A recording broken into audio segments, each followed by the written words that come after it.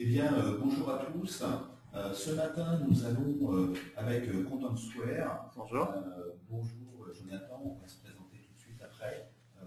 Le thème de ce webinaire est comment une gamme de solutions connectées de tests et d'optimisation associée à la performance d'une solution de merchandising, de recommandation et de personnalisation permet d'améliorer l'expérience utilisateur, d'optimiser l'ergonomie des parcours clients et d'augmenter votre performance commerciale.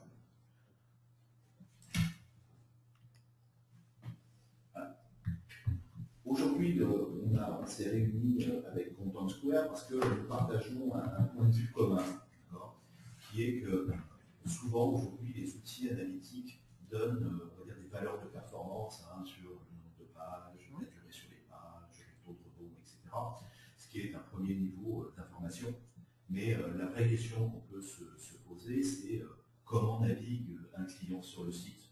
Que voit-il, que fait-il, comment il réagit, où passe-t-il du temps, quelles sont ses hésitations qui peuvent le pousser ou qui freinent son achat. Donc globalement, l'idée de tout ça, c'est de se dire il faut comprendre l'expérience de l'utilisateur sur les canaux pour améliorer bien sûr son parcours client, mais surtout d'augmenter la transformation en adaptant, on va dire, son merchandising et le design du site. Aujourd'hui, les analytics vous donnent énormément de données, mais ne répondent pas à une question fondamentale, c'est pourquoi. Pourquoi une personne achète, pourquoi une personne quitte votre site. On va essayer de s'atteler à répondre à cette question opérationnellement. Donc, première, Jonathan, bonjour. Je vais te laisser présenter un peu qui est Content Square. Alors, Content Square, c'est une société que j'ai créée il y a un peu moins de 5 ans maintenant, qui compte des investisseurs du monde du logiciel, comme le président de Microsoft Europe, le patron de Dassault Systèmes ou le directeur général de Cegid. On vient d'être élu par le cabinet américain Gartner comme une des 4 technologies les plus innovantes en e-commerce. Et on travaille avec des clients qui sont essentiellement des clients e-commerçants, sur lesquels on développe des solutions dédiées à l'optimisation du parcours client et à l'augmentation du taux de conversion à différentes étapes de la chaîne. Quand je dis différentes étapes de la chaîne, c'est vous avez des maquettes, vous voulez les tester au stade de conception, on va intervenir. Vous avez un site que vous voulez A/B tester avant de le lancer, on va intervenir au stade de production et on va vous intervenir également au stade d'optimisation pour analyser le comportement de navigation de vos internautes et optimiser son expérience client. Et ça se matérialise par 4 briques technologiques. On va se concentrer sur 2 briques aujourd'hui en particulier. MouseTest, qui est une solution qui permet de suivre le déplacement de la souris des utilisateurs pour comprendre ce qu'ils voient, où est-ce qu'ils passent du temps et comment ils se comportent avant de réaliser un clic ou une action. Et ErgoTest, qui va nous permettre de tester en live plusieurs versions d'une même page ou d'un même parcours.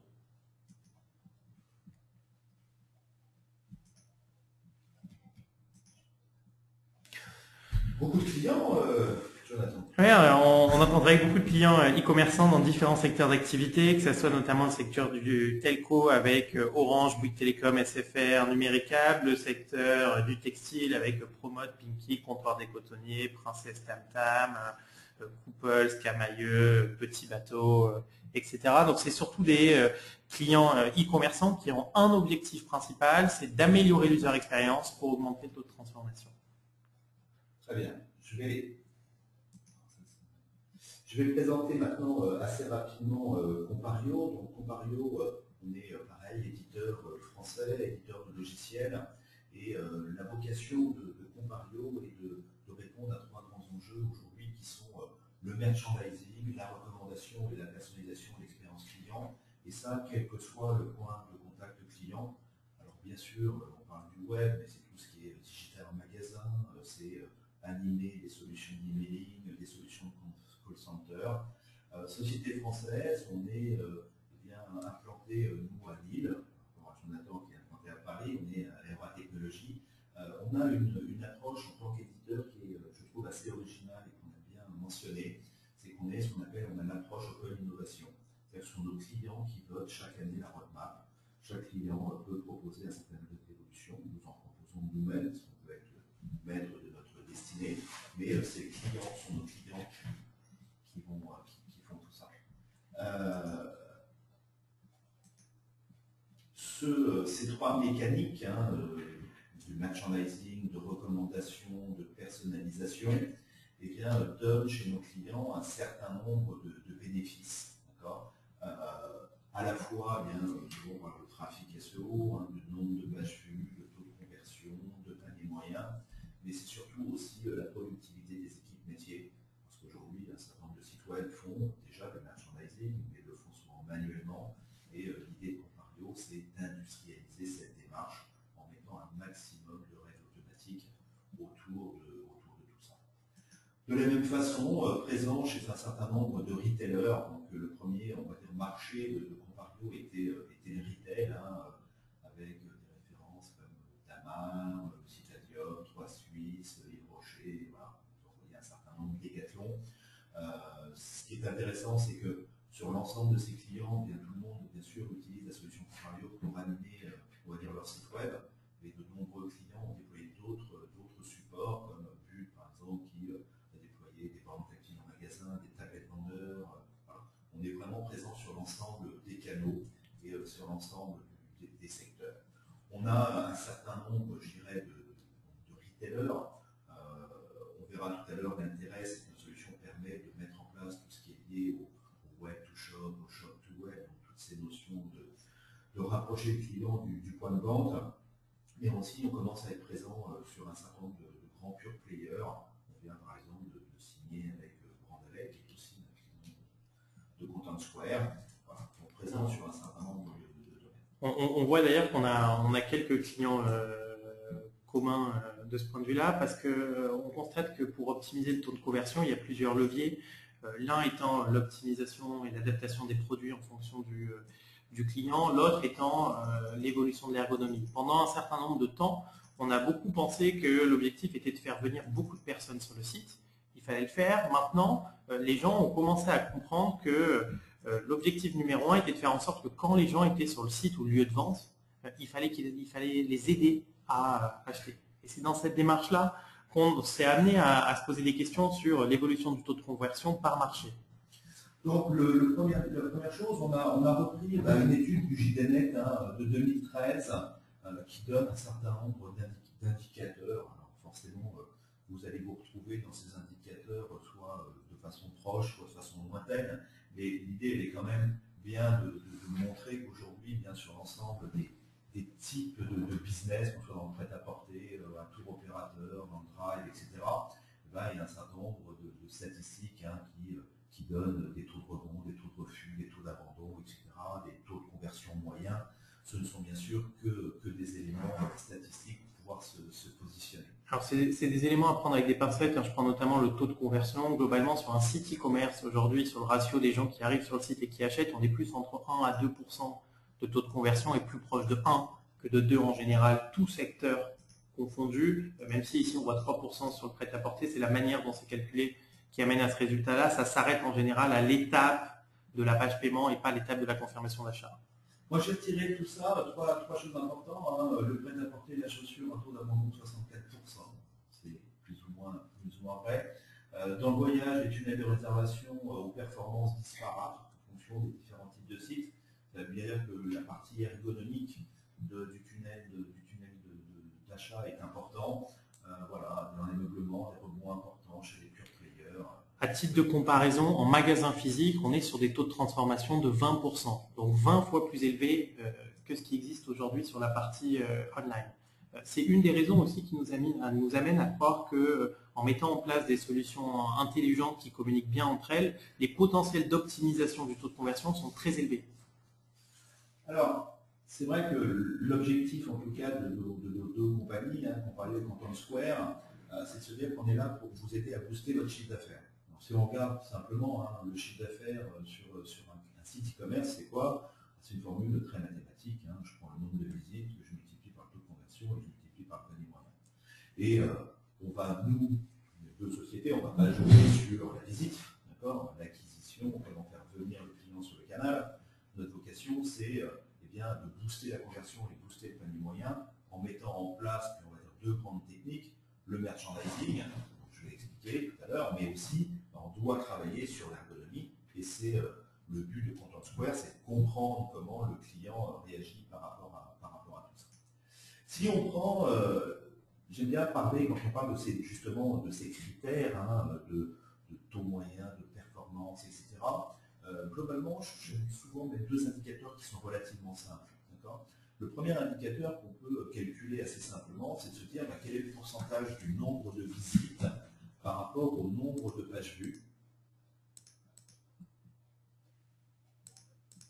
Et pour pouvoir augmenter ce taux, eh bien, souvent il faut améliorer, on va dire, le nombre de fiches de produits vus. D'accord? Donc ça veut dire quoi? C'est-à-dire qu'il faut travailler sur l'accès à l'offre, donc là on est plus sur la navigation, il faut travailler sur le ranking produit, il faut créer des corners de marque, il faut créer des tendances, quand on est par exemple dans l'habillement, il faut surtout personnaliser la mise en avant de ces produits quand on a de multiples pages listes. Il faut faire de la recommandation personnalisée, il faut mettre un moteur de recherche qui soit efficace, il faut aussi proposer ce qu'on appelle des facettes de recherche, des filtres utilisateurs qui vont permettre à l'internaute de trouver plus facilement le bon produit. Le deuxième critère, le deuxième indicateur, souvent c'est le nombre de mises au panier par rapport au nombre de pages vues. Et pour ça, bien, pour améliorer aussi ce ratio, il faut, comme je disais souvent, travailler l'ergonomie. L'ergonomie est le premier, je dirais, obstacle à la mise au panier, souvent sur beaucoup de sites web. Donc il faut à la fois travailler l'ergonomie, il faut travailler la photo, etc. Et on parlera tout à l'heure qu'il y a des solutions d'A/B tester, différents types de pages produits pour voir quelles sont celles qui transforment le mieux. Il faut aussi faire de la recommandation produit, de produits similaires, faire de l'upsell et du cross-sell, ce qui est la vocation de comparer. Alors, Jonathan, il y a une chose que tu indiques, c'est on dit souvent que vous avez accès à énormément de données via vos analytiques, mais il y a un certain nombre de questions que toi tu te poses. Exactement. En fait, tous nos clients ont un Google Analytics, un Xity, un Omniture ou d'autres solutions d'analytics qu'il faut avoir parce que ça vous donne une vision globale et générale de votre activité et de votre business. Pour autant, vous faites face à énormément de données qui sont compliquées à analyser et qui ne nous permettent pas d'identifier en un clin d'œil c'est quoi l'élément dans la page qui déclenche l'achat, qu'est-ce que font les internautes sur vos parcours, vos contenus, vos offres de cross-selling ou d'upselling, comment adapter le parcours client pour augmenter le taux de conversion et surtout, c'est quand même le point important, dans quelle mesure on est capable de passer de la donnée au problème et à la mise en place de cette recommandation dans un temps très court. C'est quelques questions auxquelles on va essayer de répondre dès ce matin avec quelques démonstrations.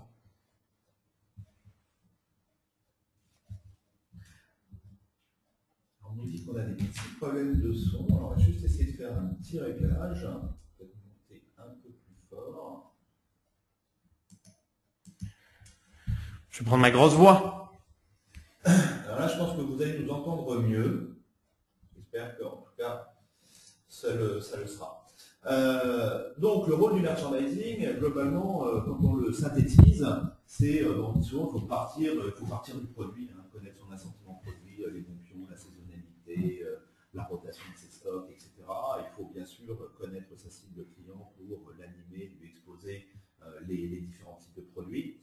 Il faut agencer et exploiter. Alors, on va voir tout à l'heure que les deux termes qu'on va utiliser le plus, agencer et exploiter l'espace de vente, on parle de densité, de push produit, d'ergonomie, et c'est ce qu'on va voir ce matin. Et puis, travailler la présentation. Comment on va optimiser la présentation de la gamme de produits pour maximiser cette conversion. Il faut bien sûr ensuite tester, mesurer pour arriver à ce qu'on a rentré dans un cercle virtueux. Voilà, j'apprends chaque jour sur mes produits, sur la façon dont les gens réagissent à une nouvelle interface, une nouvelle ergonomie, un nouveau push produit, etc. Et dans ce cercle vertueux, il y a un élément qui décide, c'est la donnée. Ça veut dire que l'objectif, c'est de justifier des choix par des données statistiques fiables pour éviter le j'aime pas et de faire de cette donnée-là l'enjeu business de décision le plus efficace. Bon, je vais me rapprocher encore du micro, ce qui n'est pas logique parce qu'on parle de la même intensité. Voilà. Ok, donc, première chose, on disait bien comprendre l'agencement, l'espace, la densité, le push produit. Donc là, Jonathan, je voudrais que tu nous expliques un peu à quoi servent tes solutions par rapport à cette problématique. Alors, historiquement, on essayait d'optimiser avec nos clients les campagnes publicitaires, sauf qu'on s'est vite rendu compte que même si la publicité est top niveau, si le site est pourri, les gens n'achètent pas. Donc, on a voulu comprendre ce qui se passait entre la campagne publicitaire et la caisse enregistreuse. C'est dans cet axe qu'on a développé une solution qui permet d'analyser le parcours client comme si on était derrière son épaule, comme si on était dans la peau de vos utilisateurs. Techniquement, la solution va nous permettre d'enregistrer la position X et Y de la souris de chaque internaute en fonction du temps et de rejouer son parcours client. Je vais essayer de vous faire une démonstration live. On va aller ici sur un site sur lequel on a installé une ligne de code et on va surfer parfaitement normalement. C'est juste une ligne de code JavaScript qui s'installe directement sur le site ou via les tag managers. Donc là, on va surfer sur ce site, on va faire des ronds sur la page, on va descendre, on va monter, on va taper « Vivement l'été », on va l'effacer et on va cliquer là. On a un produit sur cette boutique à 189 €, on va lire le descriptif produit, on n'est pas hyper convaincu de ce qu'on est en train de lire, on va un tout petit peu réduire notre fenêtre, comme si on était sur un mobile, on va la réagrandir, on va relire le descriptif, et puis toujours pas convaincu, on va s'en aller. Tout ce qu'on vient de voir à l'écran a été enregistré de façon mathématique et vidéo pour chacun des internautes du site qui ne sait pas qu'il est enregistré. Nous étions sur Windows 7 Google Chrome à 11h18, nous avons vu 2 pages et nous allons rejouer la scène.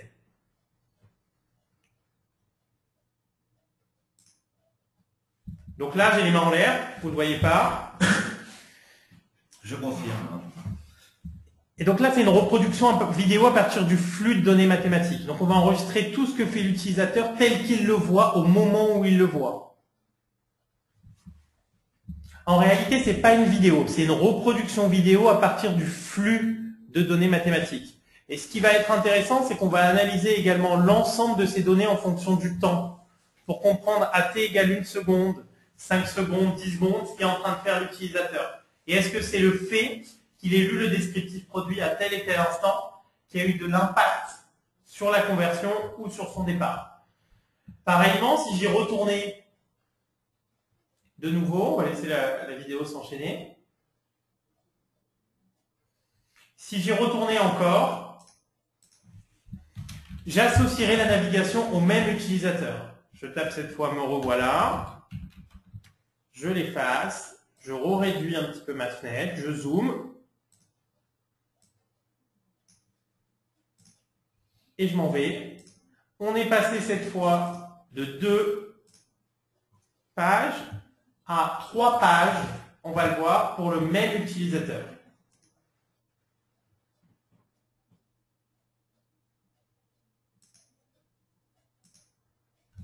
Et ça, c'est important de comprendre le parcours client dans la globalité de la navigation de l'Internet. Alors, même si on aime les vidéos, on ne va pas se taper des vidéos de centaines de milliers d'utilisateurs. On va synthétiser ces données. D'abord, l'ensemble des vidéos sont filtrables en fonction du navigateur, de l'OS, du temps passé, est-ce qu'ils sont revenus, est-ce qu'ils sont achetés, d'où est-ce qu'ils viennent, quelle résolution d'écran, quel pays. Comme on enregistre tout le flux de l'utilisateur, on va pouvoir analyser des choses auxquelles on n'a pas pensé. Par exemple, est-ce qu'il passe par telle ou telle zone de cross-selling, est-ce qu'il passe du temps dans cette zone-là. Puis on va synthétiser ces données sous forme de 2 façons. D'abord sous forme de données statistiques. Vous dire aujourd'hui que vous avez un taux de rebond de 40% sur la fiche produit ou la page panier, fondamentalement, on ne sait pas si c'est bien ou pas. En revanche, comparé à d'autres sites de même secteur ou de même typologie, ça a du sens. On verra tout à l'heure qu'on peut comparer un site par rapport à n'importe quel site web. Toujours utile que pour mettre en perspective la donnée, on va la comparer. Que ce soit sur le taux de rebond, le taux de sortie, le temps de chargement, le taux de scrolling et le taux de conversion. Ce qui va nous permettre de générer un système où l'outil lui-même va pusher un certain nombre d'alertes en vous disant quoi changer, quoi modifier sur votre parcours et sur votre ergonomie. La deuxième manière de synthétiser les données va être une forme de carte de chaleur. Vous dire aujourd'hui qu'il y a 30% des gens qui cliquent sur telle zone ou sur tel élément, fondamentalement, on ne sait pas si c'est bien ou pas. En revanche, ce qui nous intéresserait, c'est savoir si les gens qui passent par tel et tel endroit, est-ce qu'ils convertissent derrière. Autrement dit, relier user experience et e-business dans un seul et même ensemble. Ici, on est sur une carte d'action sur l'ensemble des internautes, c'est une synthèse. Si je me mets sur le moteur de recherche, on verrait que sur le moteur de recherche, il y a 4% des gens qui convertissent en passant par là. Que les gens qui convertissent mettent 18 minutes à convertir. Ça nous montrerait également en un coup d'œil les points de passage principaux des utilisateurs. Là, c'est l'ensemble des internautes, mais ça peut être les acheteurs, les non-acheteurs, les gens qui viennent les jours de beau temps. On pourrait cumuler tout un tas de filtres possibles et inimaginables. L'autre point important, c'est qu'aujourd'hui, quand on a des données, les données sont statiques. Quand je dis statique, c'est qu'on a un ensemble de données, mais on ne sait pas à t égale 1 seconde, 5 secondes, 10 secondes, ce qu'est en train de faire l'utilisateur. Là, l'objectif va être de comprendre et de voir comment se comporte l'internaute en fonction du temps. À t égale 1 seconde, 5 secondes, 10 secondes, ce qu'il est en train de voir. Alors justement, se pose la question de la visibilité certaines fois des produits. Le problème, c'est pas que vos produits ne sont pas attractifs, certaines fois, c'est qu'ils ne sont pas vus. Là, je vois une chose intéressante. On voit par exemple que hommes, femmes sont les deux zones en termes de navigation qui sont visiblement les plus regardées. Tout à fait. Et ça veut dire que c'est pareil, c'est une information qui est super importante pour pouvoir adapter en permanence la façon dont on souhaite faire naviguer son client sur le site pour l'aider à trouver les bons produits. Typiquement, je suis sur le homepage et je me pose la question, est-ce que mon cross-selling ou mon upselling est vu? Ici, le scroll et la résolution d'écran des utilisateurs vont nous permettre de mesurer l'exposition, ce qui apparaît à l'écran des internautes. Et on verrait ici que l'upsell est vu uniquement par 60% des utilisateurs. Pareillement, on verrait que c'est la zone qui génère le plus de business chez ce client en termes de port d'entrée. Donc, une des recommandations va être de mettre cette zone dans un espace de visibilité plus fort. Ça nous permet également de constater que les usages changent. Historiquement, le footer, c'était une zone délaissée par les utilisateurs. C'était moins de 5% des gens qui passaient dans le footer. Aujourd'hui, c'est entre 10 à 20% de vos utilisateurs qui passent par le footer. Donc, ça vaut le coup de le travailler à la fois en termes de navigation, mais également d'expérience client. Ce qu'on vient de constater ici en termes d'exposition va être de la même façon analysé dans le temps passé. Ce n'est pas parce que les gens ne cliquent pas sur vos produits qu'ils ne les apprécient pas ou ne les voient pas. Donc pareillement, on va analyser le temps que les gens vont passer sur chacun des éléments et une fois qu'ils sont sur l'élément, est-ce qu'ils vont convertir. Tout ça pour arriver à essayer d'isoler les éléments qui déclenchent l'achat. Quand je suis arrivé ce matin dans mon bureau, j'ai eu, c'est l'exemple que je prends souvent, j'ai eu 2 jeunes filles qui se sont retournées. Alors, est-ce qu'elles m'ont souri à 20% par rapport à mon regard dithyrambique, à 30% parce que je portais un chapeau, ou à 50% parce que j'étais en train de courir et que j'étais en retard? Vraisemblablement parce que j'étais en train de courir. Toujours est-il que je n'étais pas capable d'isoler quel est l'élément qui déclenche l'achat. Ici, on va être capable d'isoler chacun des éléments sur la conversion et de voir par exemple ici, le moteur de recherche génère tel niveau de revenu et tel panier moyen. Donc d'isoler élément par élément l'impact sur la conversion. Tout ça pour comprendre quel est le parcours de l'utilisateur au sein de la page et à quel moment les éléments d'achat sont déclenchés.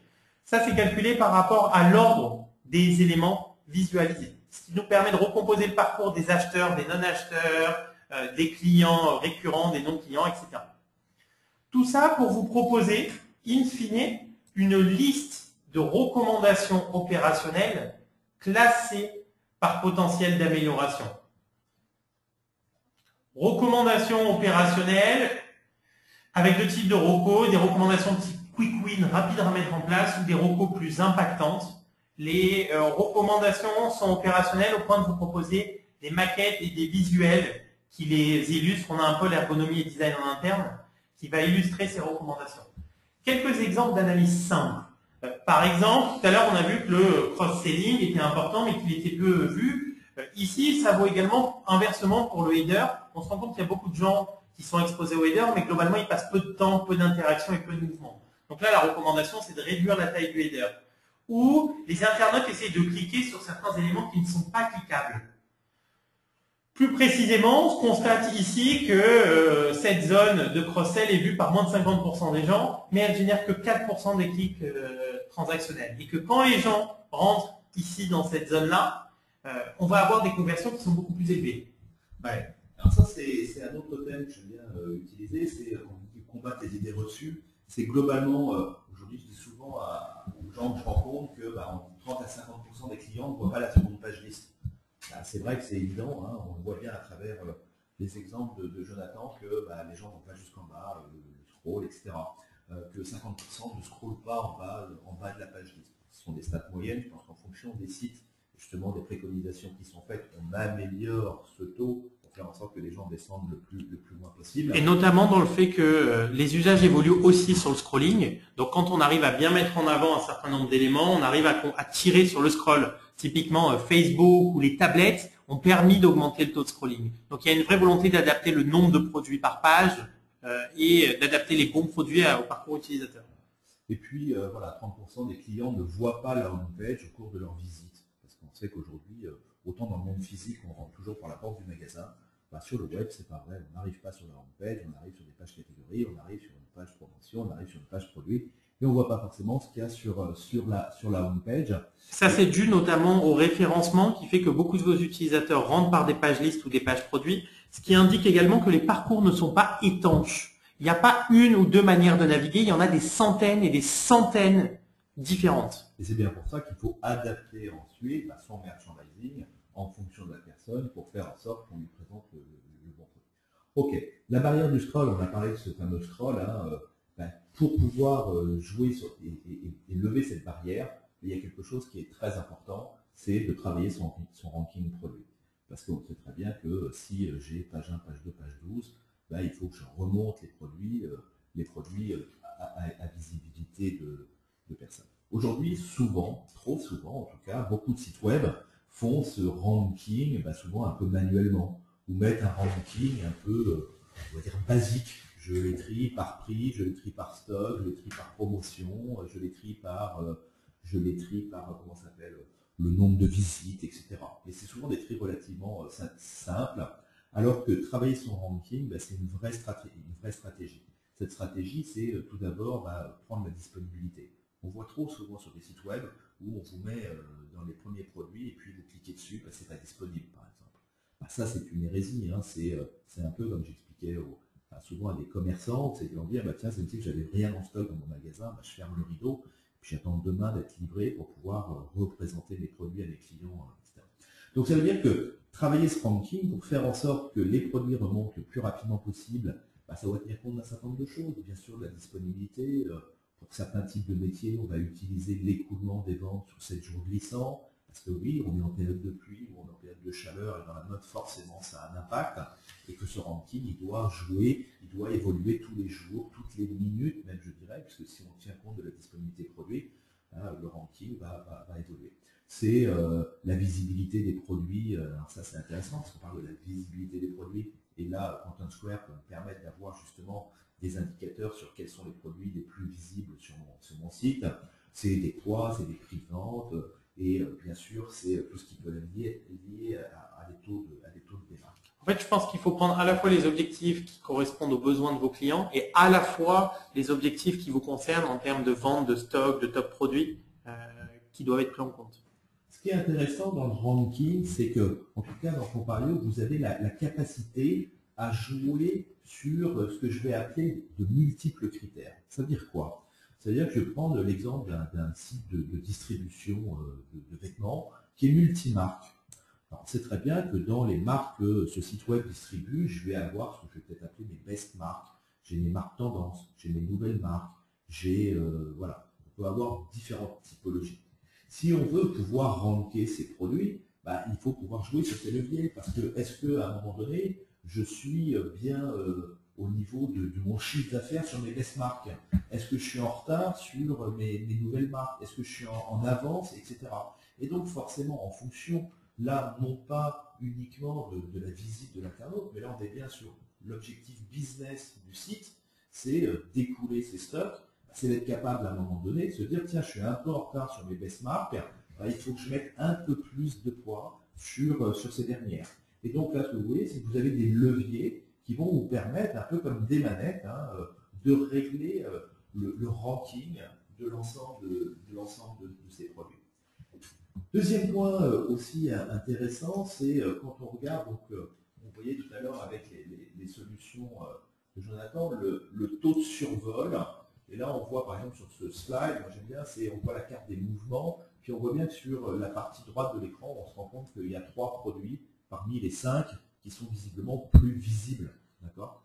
Et donc, on va rentrer là-dedans. Mais ça, Jonathan, tu peux peut-être nous dire comment vous l'analysez. En fait, jusqu'à maintenant, on considérait que le taux de clic était un indicateur suffisant d'efficacité pour mesurer l'impact du cross-selling. Mais pour autant, il y a des gens qui vont passer dans la zone de cross-selling, qui vont voir vos produits, qui ne vont pas cliquer dessus tout de suite, ça veut dire qu'ils ne sont pas forcément intéressés. Et en même temps, l'objectif, c'est de générer des conversions instantanées.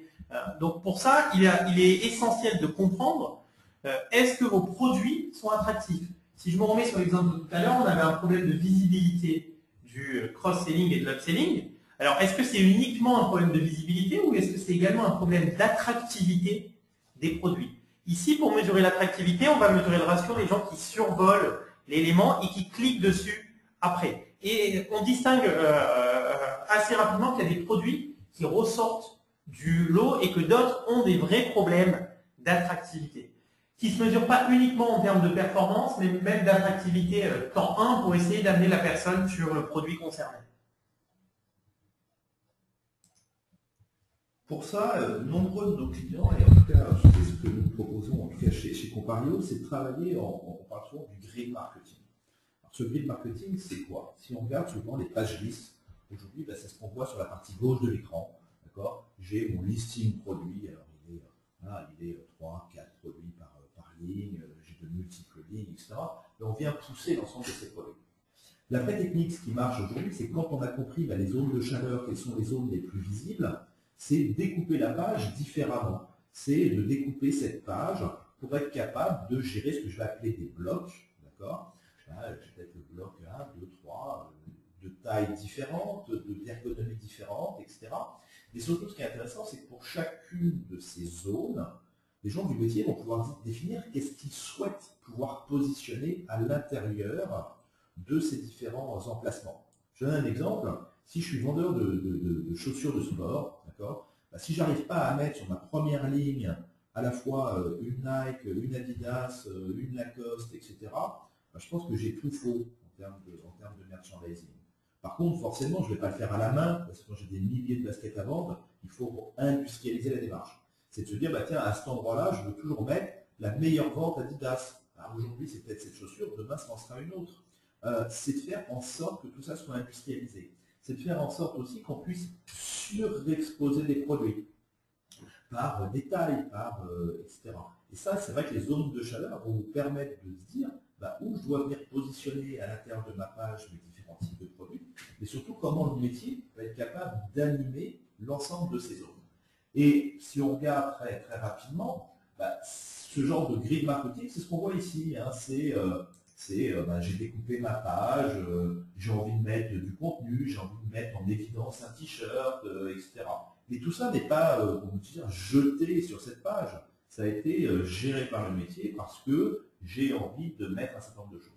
Et ça, ça se fait à travers la console d'administration de Compario, où les gens du métier vont pouvoir mettre des règles automatiques, vont pouvoir aussi utiliser des règles statistiques, pour pouvoir présenter ces produits en relation, bien sûr, avec les objectifs business de l'enseigne. En fait, c'est vraiment l'association entre l'ergonomie, le e-merchandising, la machine et l'humain qui fait qu'on arrive à avoir un cercle vertueux qui fonctionne. Il est important de comprendre comment les gens se comportent, qu'est-ce qui s'y passe, quels sont vos top produits, ne serait-ce que vous-même pour monter en compétence de ce point de vue-là et pas être toujours dans une logique de dépendance de la machine, donc de la maîtriser et de l'utiliser pour augmenter votre performance. On voit vraiment que les clients qui utilisent et qui essayent de comprendre, en répondant opérationnellement à des questions, arrivent à avoir des gains de conversion très, très, très élevés. Quand je dis très élevé, c'est qu'il ne faut pas se contenter d'augmenter de 10% ou 20% de taux de conversion, mais on est dans des secteurs d'activité sur du online où il ne faut pas hésiter à penser qu'on peut multiplier par 2 ou par 3 les taux de conversion. Les potentiels d'amélioration sont très, très forts. Et à la différence d'un magasin physique, on a les moyens ici d'industrialiser et de rendre très rapide le process d'amélioration continue. Là, l'exemple typique, c'est on voit bien que si la zone la plus visible de cette page, bon là je l'ai mis un peu simplement au centre de ma maquette. Je ne suis pas sûr que ce soit forcément toujours le centre. Mais ce qui est important, c'est qu'on va voir aussi que si c'est cette zone qui est la plus visible pour une page, il faut que je mette en place aussi des mécanismes de personnalisation pour faire en sorte que quand je vends énormément de t-shirts, j'aille recommander le bon t-shirt directement sur cet emplacement parce que c'est l'emplacement le plus visible, peut-être pour tel segment de client, et donc d'arriver à dire, tiens, pour tel type de segment, voilà comment je vais animer l'ensemble de tout ça. Deux exemples pour l'illustrer, que je trouve assez sympas, qui ont mis en place nos grilles marketing, que ce soit chez Camailleux ou chez 3 Suisses. On voit bien là l'intérêt, c'est quand on a bien compris où étaient les zones d'exposition. Si vous prenez l'exemple 3 Suisses, eh bien, vous avez à la fois bien sûr des produits, mais aussi des contenus qui sont poussés à l'intérieur de cette page. Et ils ont bien sûr mis en évidence les produits aux différents endroits qui sont les endroits les plus vus ou les plus cliqués par l'internaute. Alors, il y a plusieurs éléments qui déclenchent l'achat sur une page liste comme celle-ci. Il y a le produit, ça c'est le premier point. Il y a le deuxième point, c'est le contenu. Il ne faut pas négliger l'importance de la mise en avant du contenu, parce qu'il y a le contenu est une des façons de faire du business. Amener les gens par le contenu, par la marque, c'est un des moyens d'y arriver. Le produit en est une deuxième. Et le troisième point qu'il ne faut pas négliger dans l'acte de décision d'achat globalement, c'est la réassurance.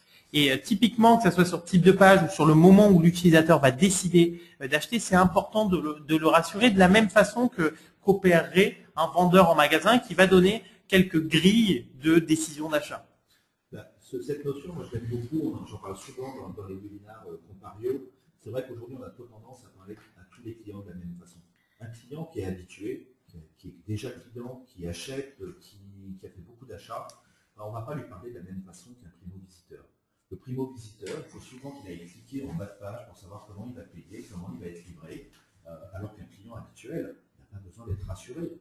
Il a besoin peut-être de plus d'animation, de plus de remontées de produits qui sont en relation avec ses goûts, avec ses affinités, etc. Alors qu'un primo-visiteur, il faut que je le mette partout, beaucoup plus en évidence que c'est du 3D Secure, comment il va être livré. Je raconte cette anecdote parce que je la trouve assez sympa. L'autre jour, j'étais chez un e-commerçant, on ne fait pas que l'e-commerce, mais qui vend des plantes. Voilà. Moi, j'ai un jardin, je n'imagine pas aller acheter un arbuste chez lui pour me le faire livrer chez moi. Et je lui dis, mais je lui pose la question, je dis, mais je suis un primo-visiteur, vous ne me dites pas comment va être emballé mon arbuste, comment il va être livré, c'est quoi le processus, d'accord? Si j'ai l'habitude d'acheter chez vous des arbustes, vous n'avez pas besoin de me l'expliquer, j'ai déjà eu cette expérience d'achat. Ça veut bien dire que la personnalisation, y compris dans le contenu, est importante pour rassurer ce client et l'aider à convertir. Alors, j'ai un petit point là-dessus. Je suis tout à fait d'accord sur l'enjeu de la personnalisation et de l'adaptation. On va le voir juste après. Sauf que avant de personnaliser, encore faut-il savoir comment adapter.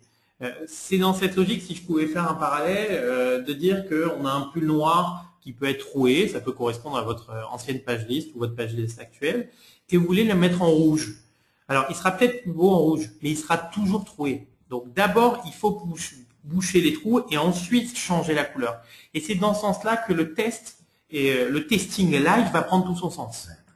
Il y a un autre point que je voudrais que l'on aborde, parce que je trouve assez intéressant. Jonathan, tu vas nous expliquer que avec les solutions, on est capable de suivre tout ça en temps réel. Et je trouve que la notion de temps réel est très très importante. Pourquoi? Parce que aujourd'hui, je fais des animations, je lance une nouvelle gamme de produits, c'est les soldes, il y a plein d'événements commerciaux, marketing, etc. Si je dois attendre le lendemain ou plusieurs jours après pour savoir comment évoluent mes ventes et est-ce que j'ai pas intérêt à changer ce que j'appelle le merchandising, parce que je me rends compte qu'en temps réel, les produits qui me semblaient être des produits intéressants à pousser sur une page, parce que ne se vendent pas, il faut que je puisse agir. C'est vrai qu'avec Compario, on agit en temps réel, je change une action de merchandising, elle est mise en production et automatiquement le site web évolue à l'instant T. En fait, elle est très importante cette notion. Ouais. Comprendre ça, et puis vous expliquer un peu comment ça marche. En fait, globalement, c'est de vous dire, vous faites un changement de push produit, un changement de titre, un changement de contenu, et vous voulez mesurer en temps réel l'impact que ça en a. L'impact à la fois en termes de performance, en termes de visibilité, en termes de lecture de chacun des éléments sur la conversion. Donc, il vous suffit de sélectionner une zone de votre page et vous mesurez instantanément le ratio des gens qui la survolent, qui passent du temps dans la zone, qui cliquent dessus et qui convertissent. Ce qui vous permet au quotidien de piloter votre activité à la fois e-merchandising, mais plus globalement d'ergonomie et de parcours client. Vous faites un changement de texte sur un contenu, dans les 5 minutes, vous voyez instantanément l'impact que ça en a eu pour voir s'il faut le changer. Donc, on rentre après dans une logique perpétuelle de j'analyse, je teste, j'apprends, j'analyse, je teste, j'apprends, dans une logique perpétuellement récurrente. Et ça, c'est pour moi super important. On parlait du cercle virtueux tout à l'heure. Et ce cercle virtueux n'est possible qu'à partir du moment où vous avez industrialisé la démarche de merchandising. Parce que si vous êtes obligé de venir manuellement rechanger tous les produits, toutes les règles, etc., n'est pas arrivé. C'est impossible à faire. Donc c'est bien l'association des deux, d'accord, un merchandising industrialisé et des solutions d'analyse de l'ergonomie de la navigation qui vont vous permettre de booster, pour nous en tout cas, votre chiffre d'affaires. Et c'est dans ce sens-là qu'on est rentré dans une logique de test avec nos clients pour valider les différentes hypothèses d'amélioration et d'optimisation à la fois de l'ergonomie et de la mise en avant du cross-sell et de l'upselling. Typiquement, est-ce que sur ma page panier, il faut que je mette en avant une zone de cross-sell? Est-ce que ça a tendance à augmenter le nombre de paniers moyens ou à augmenter le taux de rebond? Parce que c'est une étape supplémentaire où on fait disparaître le client. Est-ce que c'est quelque chose qu'il faut que je fasse apparaître sur ma fiche produit avec des produits complémentaires? À quel niveau? Dans quel sens de visibilité? Pour pouvoir trancher dans ces réponses, nous, on n'est pas des faiseurs de miracles. Moi, je me réveille pas un matin avec une vision miraculeuse de l'ergonomie en me disant je pense que le cross-sell, il faut le mettre juste au-dessous du call to action du panier ou il faut le mettre sur la droite dans une zone de visibilité. On va tester. Tu n'as pas des rêves en rasant le matin? Non, j'ai beaucoup de rêves en rasant le matin, mais j'en ai un qui est de dire que pour pouvoir décider et prendre la meilleure décision possible, j'ai besoin d'avoir un allié et cet allié, c'est la donnée. Voilà. Mais ce qui est intéressant, c'est que bien sûr, on va avoir cette notion de tester les différentes approches que tu expliques, se dire est-ce que j'ai raison ou pas raison. Et puis la deuxième chose, c'est, en tout cas c'est le rôle de Comparadio, c'est est-ce que j'ai poussé les bons produits dans les bons emplacements? Parce que l'ergonomie va amener quelque chose, même si on fait une super ergonomie. Il faut le bon produit également. Ouais. Il faut bien, comme je disais tout à l'heure, c'est quel produit je vais exposer à l'intérieur de cet emplacement. Et donc là, c'est pareil, c'est de se dire qu'à travers la solution en tout cas chez Comparadio, c'est qu'on a la capacité à comprendre quels sont les produits qui ont été poussés par rapport à des segments clients, par rapport à des types de clients, etc. Et de comprendre est-ce que ma règle est bonne, d'accord? Je dis souvent, si voilà, j'ai plutôt l'habitude d'acheter, j'en sais rien, la marque Canon, est-ce que j'ai raison de pousser à ceux qui aiment Canon que des appareils Canon? Ben, peut-être, peut-être pas. Et tout ça, ça s'apprend, ça se comprend, d'accord? Ce qui permet de faire évoluer à la fois d'un côté l'ergonomie, d'un côté le push produit que je vais alimenter. On va voir que l'apprentissage et le machine learning est très intéressant et très important de ce point de vue-là, à la fois pour se baser sur des historiques récents, mais également pour se baser sur la navigation de l'utilisateur au moment où il le voit. C'est dans cette logique-là que la mise en avant à la fois des bons produits et de l'ergonomie va répondre à ce problème-là. Pour ça, quand on parle de test, on va avoir le mode de fonctionnement suivant. On va décider de rediriger un pourcentage d'utilisateurs sur une nouvelle version de la page. Exemple qu'on a donné la semaine dernière sur une conférence avec Adamance qui vend des bijoux sur Internet. On va taper ici adamance.com et on va décider de rediriger 20% des gens sur une nouvelle version de la page. Le point est, jusqu'à maintenant, c'est qu'entre les moments où vous vouliez mettre en place des recommandations et leur implémentation, il s'est écoulé 6 mois. On va voir dans quelle mesure on est capable de réduire ce délai de 6 mois à 6 jours, à 6 minutes, à 0 minutes. À la fois dans la logique de push produit, à la fois dans la logique d'ergonomie. Ici, quand on dit que le métier va pouvoir rediriger 20% des gens, c'est que vous allez pouvoir le faire vous-même. Alors, je vais être clair, ici on va avoir un exemple sur un WYSIWYG. C'est pas en déplaçant un bloc et en changeant une couleur que vous gagnez 20 points de conversion. Mais ça vous permet de voir avec quelle facilité vous êtes capable d'intervenir sans passer par la DSI. Vous n'êtes pas dépendant de la DSI pour faire tout un tas de changements. Ici, par exemple, la solution va identifier chacun des éléments. On va décider de déplacer ce logo-là. On va mettre en avant le CSS de ce bloc pour pouvoir le faire ressortir. On trouve ici que créer votre bijou, c'est peut-être pas le meilleur wording. On changerait le texte directement. C'est personnalisé. Et puis on constate dans l'analyse préalable que toute la partie ici de push produit était peu visible, donc il faudrait pouvoir tirer sur le scroll. Donc on va essayer d'augmenter un petit peu la visibilité de cet élément-là. Pareillement, on se rend compte que dans cette zone produire, on aimerait pouvoir faire apparaître un élément de contenu ou un élément de visuel. Donc ça peut être dans cette zone ou dans une nouvelle zone. Donc pareil, on pourrait décider, là c'est un exemple manuel pour que vous puissiez comprendre, de faire apparaître une vidéo de contenu. Donc on va aller par exemple sur YouTube.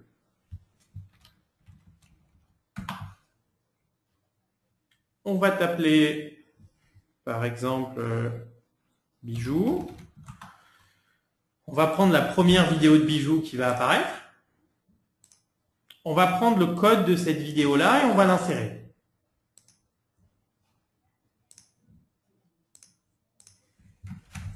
Je vais changer la taille de la vidéo.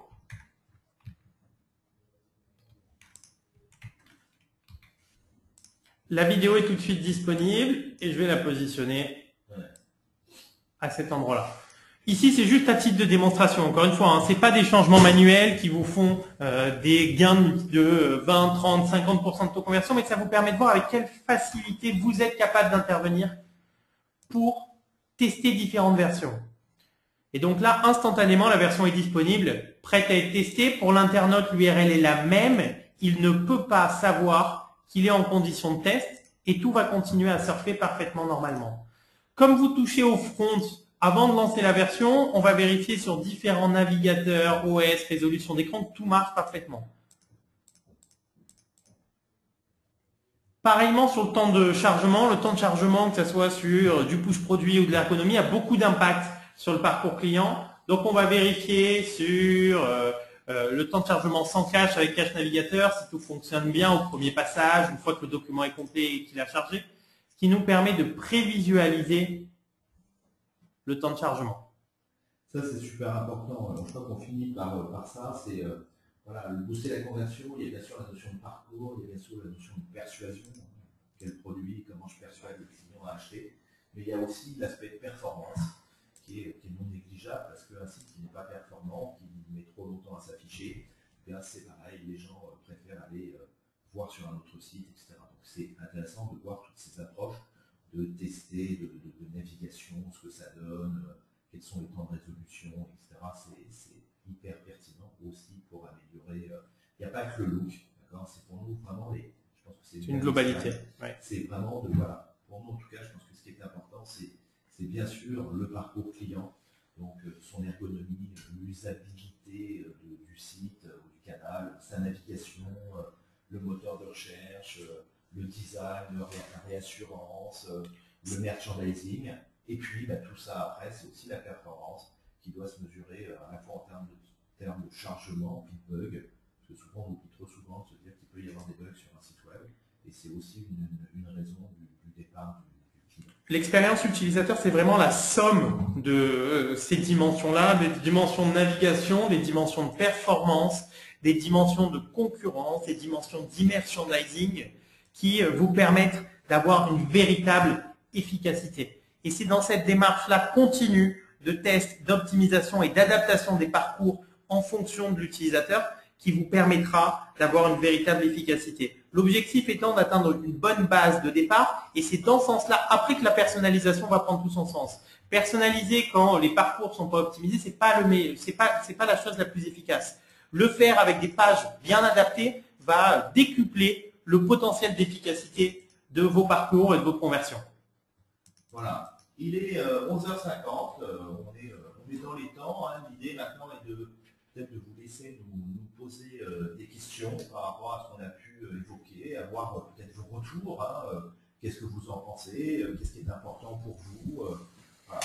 Donc, n'hésitez pas, commencez, vous avez le chat, vous pouvez nous poser des questions.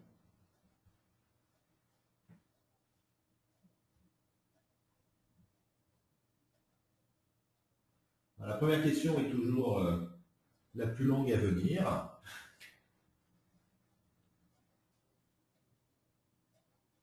Alors moi j'ai un petit point de question à voir. On voit de plus en plus de sites responsive et l'importance du mobile également dans l'augmentation des ventes online.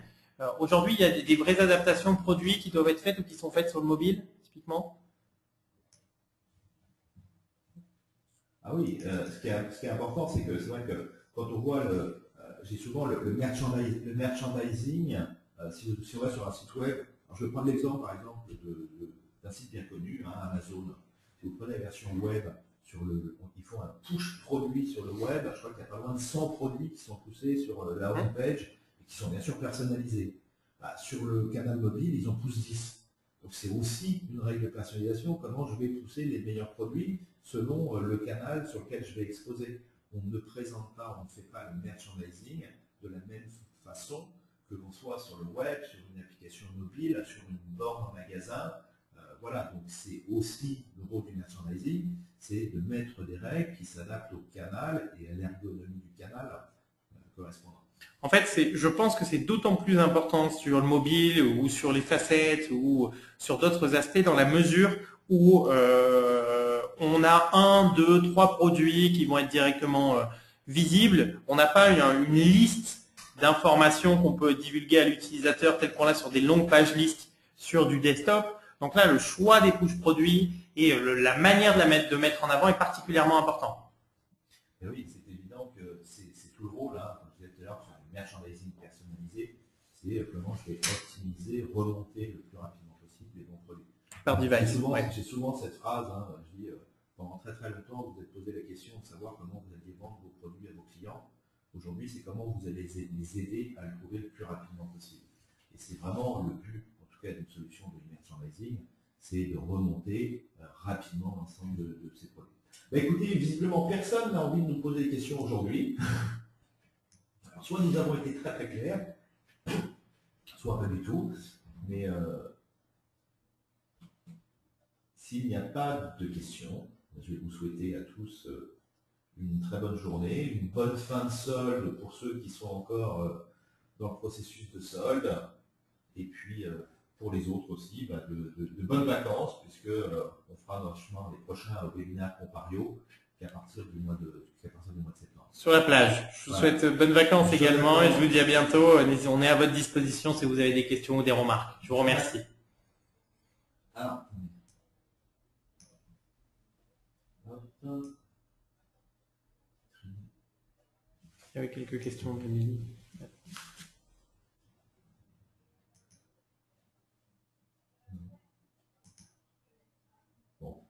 Eh bien, à bientôt et bonne journée à tous. Au revoir. Merci, au revoir.